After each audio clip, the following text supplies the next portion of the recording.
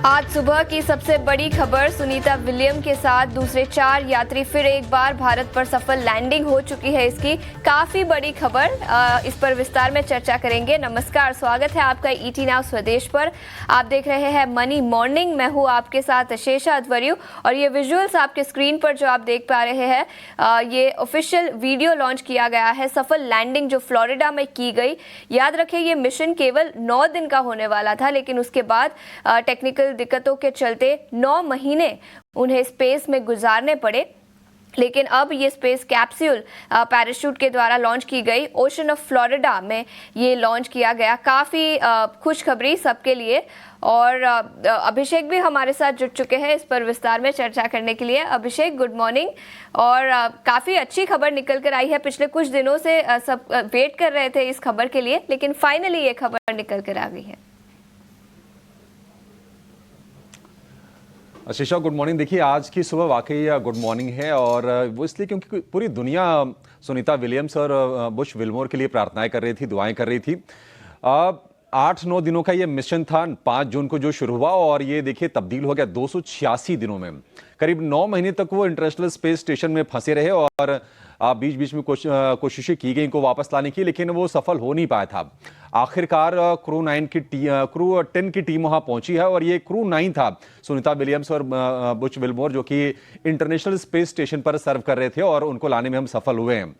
देखिए, ये साहस की गाथा है। ये अदम्य कहते हैं हम, साहस ही है ये, क्योंकि आप 9 महीने पर आप ऐसी जगह पर स्ट्रैंडेड हैं जहां फंसे हुए हैं, जहां से कई बार ऐसा मन में आता होगा कि पता नहीं वापसी हो भी पाएगी कि नहीं हो पाएगी। लेकिन ट्रंप ने ये प्रॉमिस किया था, और ट्रंप ने खरी कहा भी है कि नहीं, बाइडेन एडमिनिस्ट्रेशन ने उनको वहां पर बिल्कुल अबेंडन कर दिया था, छोड़ दिया था, और हम उनको लाने में सफल रहे हैं। अब वो वापस सकुशल, जैसा कि आप बता रही थी कि स्पेसएक्स के ड्रैगन एयरक्राफ्ट से उनकी वापसी हुई है, और फ्लोरिडा के तट पर उनको उतारा गया है। समंदर में उनका कैप्सूल वहां पर उतरा, फिर उनको ले जाया गया है। देखिए, बहुत सारी चीजें चेंज होती हैं। मन में जो एक संघर्ष तो चलता है, लेकिन एक शरीर का भी संघर्ष होता है, क्योंकि आपकी बॉडी काफी ज्यादा वीक हो जाती है। आप लगातार, हम देखते हैं कि अब ग्रेविटी में नहीं रहते हैं, तो आपको उसकी आदत सी खत्म हो जाती है। एक दिक्कत जो इतने लंबे समय तक रहने के बाद आती है कि बोन डेंसिटी में काफी बड़े बदलाव आते हैं, काफी हड्डियां वीक हो जाती हैं, और उसको रिपेयर होने में बहुत समय लगता है, और कई बार ऐसा भी होता है कि वो रिपेयरेबल होता नहीं है। लेकिन उसके बाद भी ये मुस्कुराते हुए चेहरे बुश विल्मोर के, सुनीता विलियम्स के, सबको खुशी दे रहे हैं।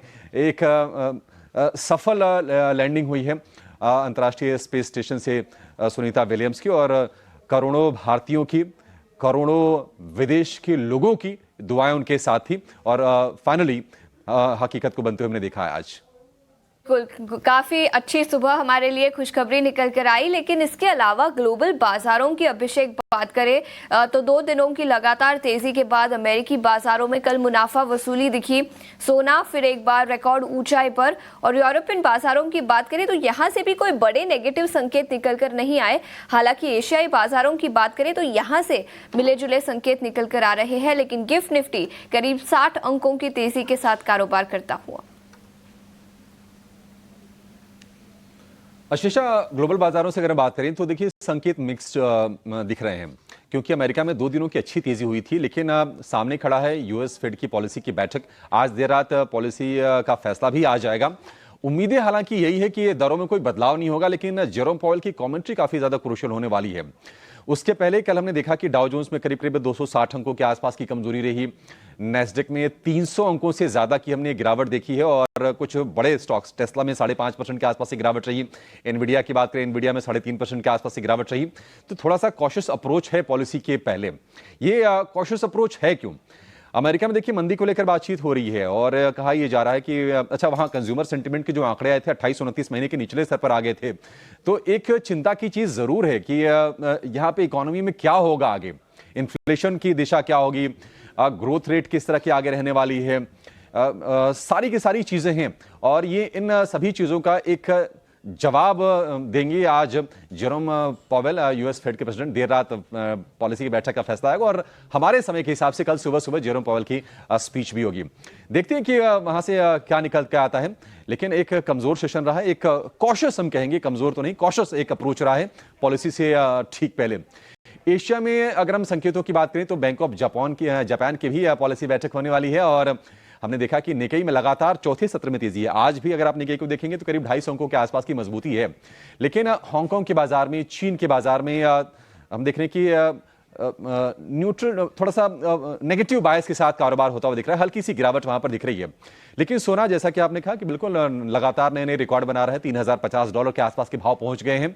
और गाजा में हमने देखा था कि हमास और इजरायल के बीच में युद्ध विराम हुआ था, लेकिन चीजें फिर से वहां पर कितना 1-1.5 महीने के आसपास समय बीता है और फिर से डैमेजिंग हो रही हैं। उधर यमन में हुती विद्रोहियों ने लाल सागर में कमर्शियल जो शिप्स थे उन पर हमले किए, इजराइल पर अटैक्स किए, अमेरिका को उसमें फिर कूदना पड़ा, हुती विद्रोहियों पर हमले करने पड़ा, ईरान को चेतावनी देनी पड़ी।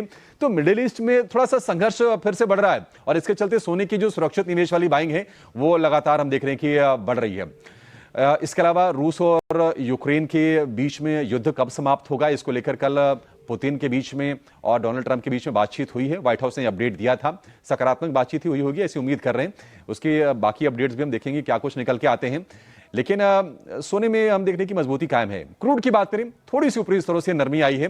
हालांकि भाव अभी भी ब्रेंट क्रूड का भाव है वो $71, 70 से $71 के बीच में कारोबार कर रहा है। ओवरऑल मिक्स्ड क्यूज हैं। एक बढ़िया सत्र हमने देखा है भारतीय बाजारों के लिए कल, जहां पर हमने बैंक निफ्टी को 1000 पॉइंट चढ़ते हुए देखा।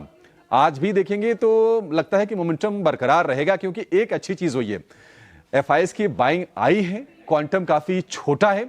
उम्मीद करेंगे कि ये जो बाइंग है ये सस्टेन करे और भारतीय बाजारों की और यहां से मदद करे। एक जो चीज हो रही है, चर्चा हो रही है कि अगर अमेरिका में थोड़ी सी ये मंदी वाली चिंताएं या फिर स्लो डाउन की आशंकाएं थोड़ी और प्रबल होती हैं तो शायद जो फंड्स फ्लो हैं वो इमर्जिंग मार्केट्स की तरफ मूव करें। ऐसा होता है तो उसका फायदा निश्चित तौर पर भारतीय इकोनॉमी को भी होगा। तो ये तमाम चीजें हैं। ओवरऑल आज क्यूज मिक्स है। अपने लिए कहें, गिफ्ट निफ्टी को देखेंगे तो संकेत ठीक ठाक दिखाई दे रहे हैं। मिले जुले संकेत और गिफ्ट निफ्टी से भी 60 अंकों की तेजी के संकेत निकल कर आ रहे हैं। अभिषेक, शुक्रिया पूरी डिटेल्स के साथ जुड़ने के लिए। लेकिन एक और अच्छी खबर, कल के सत्र में फॉरेन इंस्टीट्यूशनल इन्वेस्टर्स ने भारतीय बाजारों में खरीदारी की। 4 फरवरी के बाद पहली बार पॉजिटिव फिगर आता हुआ नजर आया। हालांकि क्वांटम कम था, केवल 700 करोड़ की खरीदारी दिखी, लेकिन फिर भी अमाउंट पॉजिटिव में आया। वही डोमेस्टिक इंस्टीट्यूशनल इन्वेस्टर्स ने करीब 2500 करोड़ की खरीदारी फिर एक बार भारतीय बाजारों में की। इंडेक्स फ्यूचर्स और इंडेक्स ऑप्शंस की बात करें तो इंडेक्स फ्यूचर्स में 4760 करोड़ की खरीदारी दिखी, इंडेक्स ऑप्शंस में 13900 करोड़ की बिकवाली, स्टॉक फ्यूचर्स में 3300 करोड़ की खरीदारी, वही स्टॉक ऑप्शंस में करीब 820 करोड़ की खरीदारी कल के सत्र में दिखी थी। 5 स्टॉक्स जो कल एफएनओ बैन में थे वही आज भी एफएनओ बैन में रहेंगे। BSE, Hindustan copper, IndusInd bank, Manappuram finance और सेल। तो ये पांचों ही स्टॉक्स पिछले कुछ दिनों से रहे हैं, कोई बदलाव नहीं किए गए यहाँ पर। तो ये 5 स्टॉक्स एफएनओ बैन में रहेंगे, इन पर भी अपनी नजर रखें।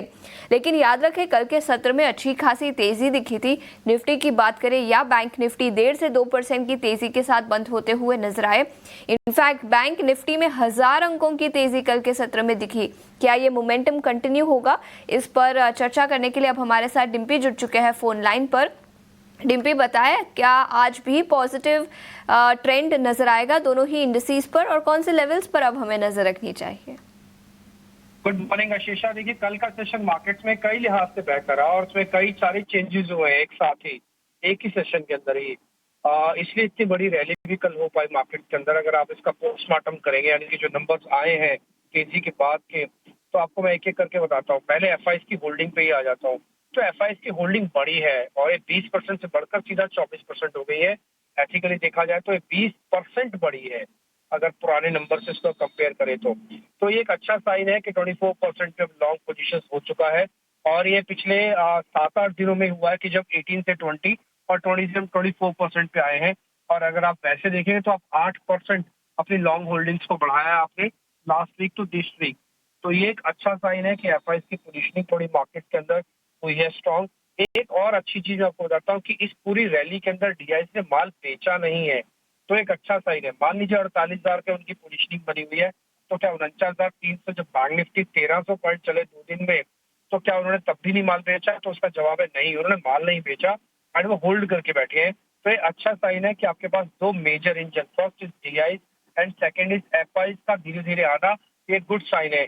एक और साइन अच्छा मैं आपको बता देता हूँ, वह है रिटेल की होल्डिंग्स का कम होना।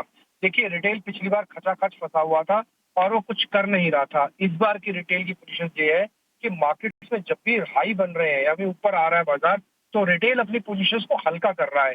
ये अच्छा साइन होता है क्योंकि वो पहले से काफी दबा हुआ है और उससे काफी मार्जिन पे किए हुए हैं, तो इसलिए वो धीरे धीरे करके अपनी पोजीशंस को सेल कर रहा है और 65% तक उनकी लॉन्ग पोजीशन रह चुकी है, जो पहले 71% हुआ करती थी। तो ये तीनों सिमेट्रिकली काफी अच्छे से मूव कर रहे हैं एंड आई होप सो कि बाजार जल्दी जल्दी अब डिप नहीं मारेगा, कम से कम मेजर डिप तो नहीं मारेगा। अब आ जाते हैं कि आप लेवल्स में क्या होगा और निफ्टी के अंदर कल क्या हुआ। निफ्टी के अंदर कल शॉर्ट कवरिंग हुई है, करीब 2% के आसपास का ओपन इंटरेस्ट घटा और करीब 2,23,000 का ओपन इंटरेस्ट अभी भी खड़ा हुआ है सिस्टम में। प्रीमियम्स ठीक है, शॉर्ट्स हुए कल सिस्टम में कवर काफी अच्छे से। तो अब आपने 23,800 कल ही पार किया। आपको पता है कल 23,800 की जो कॉल है, सिर्फ आप 20 तारीख वाली कॉल को उठा के देख लीजिए, आपको पता लगा उसमें 500% का राइज हुआ है कल उसी कॉल के अंदर। 500% यानी कि 10 रुपए सीधा 50 रुपए में कन्वर्ट हो गए। 5 टाइम्स ऑफ द मनी कल ही कल में क्रिएट हुई है सिर्फ 22,800 की कॉल के अंदर। तो ये इंडिकेशन बताने के लिए था कि कल एग्रेशन काफी स्ट्रॉन्ग था मार्केट के अंदर और एग्रेशन जल्दी जल्दी अभी जाएगा नहीं। अब आते हैं लेवल्स पे। देखिए 22,700 एक इंपॉर्टेंट लेवल सपोर्ट की तरह रहेगा। 800 को मैं इसलिए नहीं कर रहा क्योंकि 800 बार बार आप टेस्ट ऊपर नीचे करेंगे, तो इसलिए 22,700 को सपोर्ट बनाइए और 23,200 तक मार्केट के पुल बैक कंटिन्यू कर सकता है। आई होप सो कि 23,200 तक जाएगा। Same with bank Nifty. Bank Nifty पे शॉर्ट कवरिंग हुई है, लेवल्स क्लियर कर देता हूँ। 49,300 के आसपास हम बत हुए हैं। 49,000 पहला सपोर्ट, 4880 दूसरा सपोर्ट, 800 दूसरा सपोर्ट है।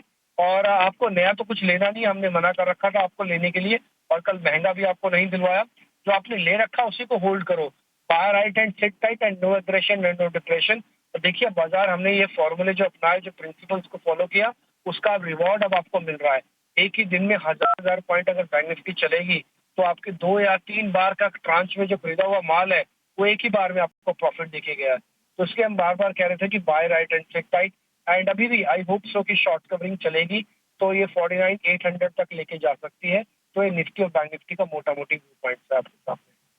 ये कुछ लेवल्स जहां पर आपको अपनी नजर रखनी चाहिए। विस्तार में 8 बजे फिर एक बार चर्चा करेंगे। डिम्पी शुक्रिया हमारे साथ जुड़ने के लिए। इसी के साथ कुछ स्टॉक स्पेसिफिक आइडियाज लेकर आते हैं। आदित्य अग्रवाल हमारे साथ जुड़ नहीं पाए, इन्वेस्ट फॉर एड्यू के हेड ऑफ रिसर्च है, लेकिन उन्होंने अपने कॉल्स हम तक जरूर बेचे हैं। 2 स्टॉक्स पर उन्होंने खरीदारी की राय दी है। एक है पब्लिक सेक्टर बैंक SBI, इस स्टॉक पर उन्होंने खरीदारी की राय दी है। 712 के स्टॉप लॉस के साथ 790 तक के लेवल्स नजर आ सकते हैं, ऐसा उनका मानना है। और इसी के साथ IT सेक्टर से कोफोर्ज, इस स्टॉक पर भी खरीदारी की राय 8,025 तक के लेवल्स नजर आ सकते हैं, ये उन्होंने टारगेट दिया है। और 7,340 का स्टॉप लॉस बनाने की सलाह। तो दोनों ही स्टॉक्स पर खरीदारी की राय, एक है SBI state bank of India और एक है कोफोर्ज IT सेक्टर से। तो ये दोनों ही स्टॉक स्पेसिफिक आइडियाज आपके लिए। गिफ्ट निफ्टी से पॉजिटिव ओपनिंग के संकेत, करीब 60 अंकों की तेजी के साथ 22,950 के आसपास गिफ्ट निफ्टी कारोबार करता हुआ। अमेरिकी बाजारों में कल के सत्र में गिरावट थी, लेकिन एशियाई बाजारों से मिले जुले संकेत और गिफ्ट निफ्टी से भी पॉजिटिव ओपनिंग के संकेत फिर एक बार भारतीय बाजारों के लिए निकल कर आ रहे हैं। याद रखिए ये हफ्ता काफी अच्छा रहा है, दोनों ही दिन हमने तेजी दिखी। इनफैक्ट कल के सेशन में तो काफी अच्छी तेजी दिखी, निफ्टी में अच्छे खासे गेन्स दिखे। और बैंक निफ्टी की बात करें तो 1000 अंकों की तेजी के साथ 48,300 के लेवल्स के आसपास 49,300 लेवल्स के आसपास बैंक निफ्टी बंद होता हुआ नजर आया। वही निफ्टी की बात करें तो 22,800 के पार हम निकल चुके। तो काफी अच्छा दिन रहा कल और परसों। इस हफ्ते में काफी अच्छे गेन्स भारतीय बाजारों में दिखे हैं। लेकिन इसके अलावा खबरों के दम पर कौन से स्टॉक्स फोकस में रहेंगे उस पर एक बार नजर डाल लेते हैं। याद रखिए फार्मा सेक्टर के कई सारे स्टॉक्स पिछले कुछ दिनों से फोकस में रहे हैं और सबसे पहले जाइडस लाइफ साइंसेस इस स्टॉक पर नजर डालेंगे। कंपनी को US FDA से एक ड्रग के लिए अप्रूवल मिली है, जहां पर कंपनी का मानना है कि करीब $1100 मिलियन का रेवेन्यू सेल्स पोटेंशियल इस पर्टिकुलर ड्रग का है।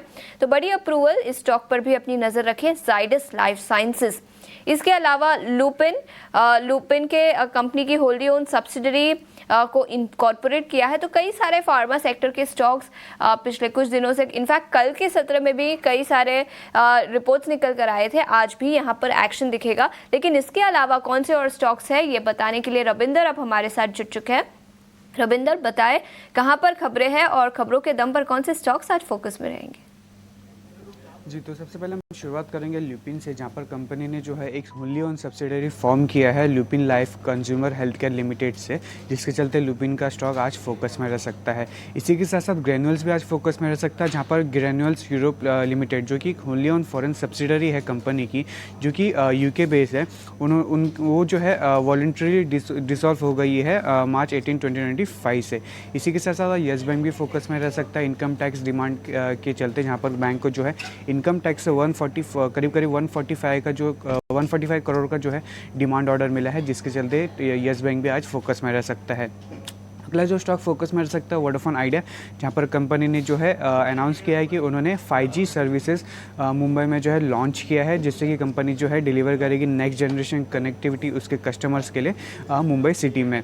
इसी के साथ साथ आज BPCL भी फोकस में रह सकता है, जहाँ पर BPCL ने जो है ब्लू जी एरोस्पेस, एनरेट और CL के साथ मिलकर जो है दुनिया का पहला hydrogen powered VTOL aviation ecosystem जो है लॉन्च किया है। और दूसरा एक और अनाउंसमेंट किया है BPCL ने, जहाँ पर BPCL ने जो है KPIT टेक के साथ एक पार्टनरशिप किया है, जिससे कि कंपनी जो है हाइड्रोजन बेस्ड मोबिलिटी जो है केरला में उसको एनहांस करेगी।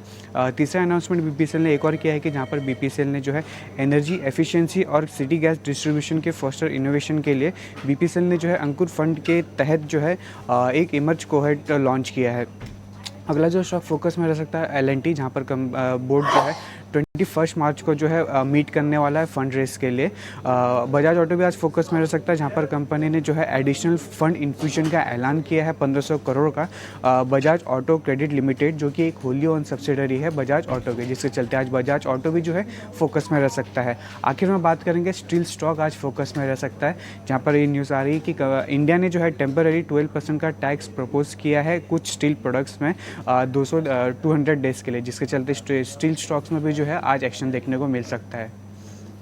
तो कई सारे स्टॉक्स जो आज के सत्र में फोकस में रहेंगे। स्टील के लिए एक अच्छी खबर निकल कर आई, DGTR ने 12% की सेफगार्ड ड्यूटी लगाने की सिफारिश की है। हाँ, अभी थोड़ा टाइम लगेगा, मिनिस्ट्री इसका कॉल लेगी, उसके बाद हियरिंग होता हुआ नजर आएगा, लेकिन फिर भी 12% की सिफारिश यहाँ पर DGTR से आती हुई स्टील सेक्टर के सभी स्टॉक्स इस न्यूज के दम पर आज फोकस में रहेंगे। रविंदर, शुक्रिया पूरी डिटेल्स के साथ हमारे साथ जुड़ने के लिए। लेकिन आगे बढ़ते हैं, कमोडिटी मार्केट पर नजर डालते हैं और आज कमोडिटी मार्केट पर रणनीति बताने के लिए हमारे साथ केडिया कमोडिटीज के अजय केडिया जुड़ चुके हैं।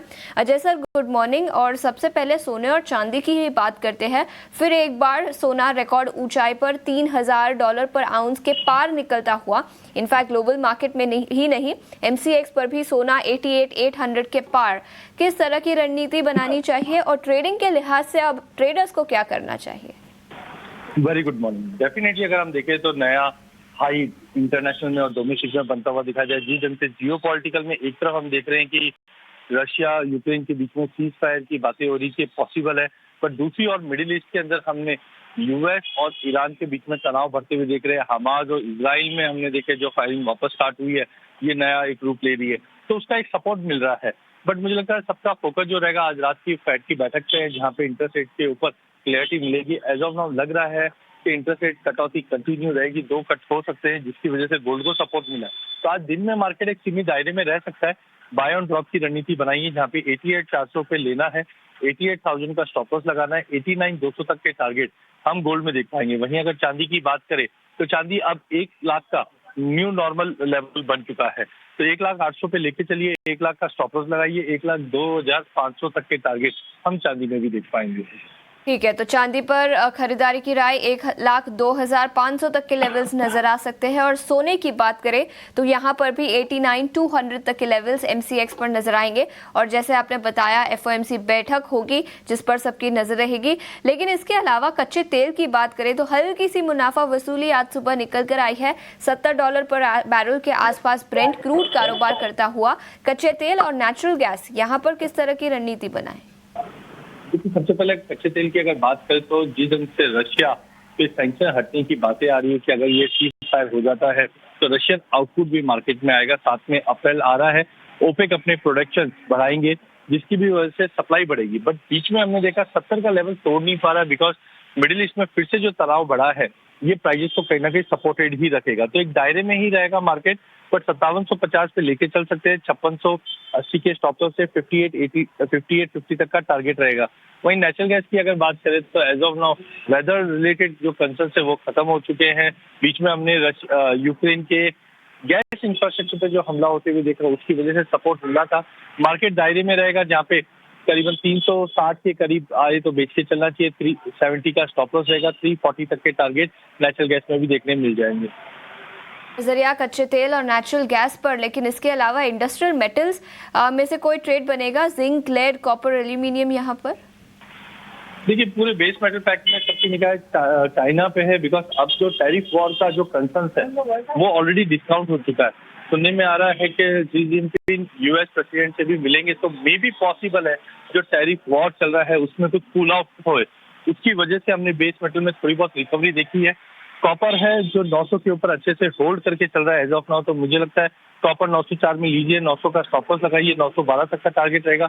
जिंक के अंदर भी हमने देखा कि प्रॉपर्टी मार्केट में इनिशिएटिव दिया जा रहा है जिसके चलते जिंक को भी सपोर्ट मिलेगा। 275 पे लीजिए, 273 का स्टॉप लॉस रखेंगे, 279 तक का टारगेट हम जिंक में देख पाएंगे। तो ये नजरिया जिंक पर 279 तक के लेवल्स नजर आ सकते हैं। अजय जी बहुत बहुत शुक्रिया समय निकालकर ET Now स्वदेश पर जुड़ने के लिए और कमोडिटी मार्केट पर अपनी रणनीति बताने के लिए। इतना ही समय था हमारे पास इस शो पर, लेकिन